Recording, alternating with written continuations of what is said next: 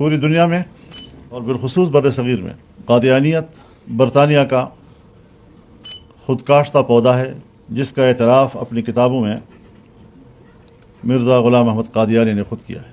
बिल्कुल इसी तरह जिस तरह इसराइल बरतानिया का ख़ुदकाश्ता पौधा है। एक मिशनरी तहरीक के तौर पर मुसलमानों को गुमराह करने की एक तहरीक है, राह हक़ से हटाने की एक तहरीक है, लेकिन हमारे अकाबिर, हमारे असलाफ़, उनको अल्लाह रब्बुल इज़्ज़त करोड़ों रहमतों से नवाजे, जिन्होंने इस फितने का ताक़ुब किया और उसका असल चेहरा दुनिया के सामने बेनकाब किया, उसकी हकीकत दुनिया पर वाज़ेह की, उन्हें गैर मुस्लिम करार दिया।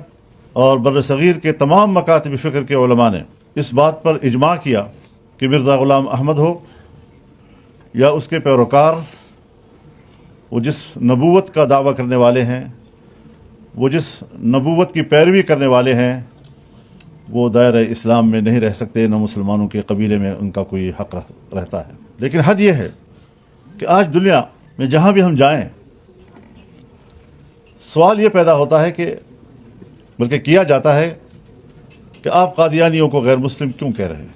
उनसे कोई नहीं पूछता कि तुम पूरी उम्मत मुस्लिमा को गैर मुस्लिम क्यों कहते हो, तुम पूरी उम्मत मुस्लिमा को काफिर क्यों कहते हो। सन 1974 में जब यहाँ असम्बली में, उस ज़माने में शायद मिर्ज़ा ताहिर थे,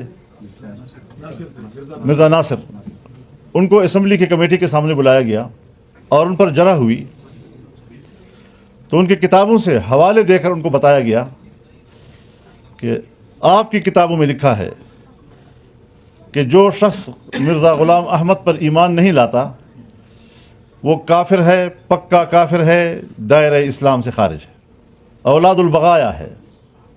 तो जरह के दौरान हज़रत वालिद साहब रहमतुल्लाह फरमाया करते थे कि हमने उनसे सवाल किया कि अगर आज हज़रत अबू बकर सिद्दीक़ रज़ियल्लाहु ताला अन्हु हयात होते और वो उन पर ईमान न लाते तो आपकी नज़र में वो क्या होते?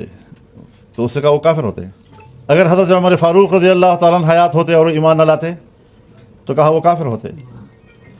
अगर हज़रत उस्मान ज़ुन नूरैन रज़ियल्लाहु ताला अन्हु हयात होते तो कहा वो भी काफिर होते अगर ईमान न लाते।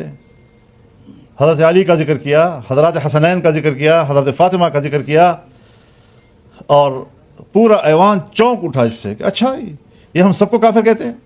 तो ये एक बहुत बड़ा सवाल है, बहुत बड़ी जुर्रत है कि ख़ुद कुफ्र करने वाला वो उम्मत मुस्लिमा को काफिर तसव्वुर करता है। बफरोग चेहर जुल्फत हम शब जनद रहे दिल चदिला वरस दुज़दे कि वह कफ शराब दारो। तो इस तमाम सूरत हाल में हमारी बहन खनसा मोहम्मद अमीन, जिन्होंने इस्लाम लाने की पूरी दास्तान लिखी है और पूरा सफ़रनामा उन्होंने ज़िक्र किया, इस रास्ते में मुश्किलात का ज़िक्र किया और तब जाकर वो एक मुक़द्दस मंज़िल पर पहुंची। इस राह में जिन्होंने भी उनका ताउन किया है, हम उनके भी शुक्रगुज़ार हैं और उनको खिराज तहसीन पेश करते हैं।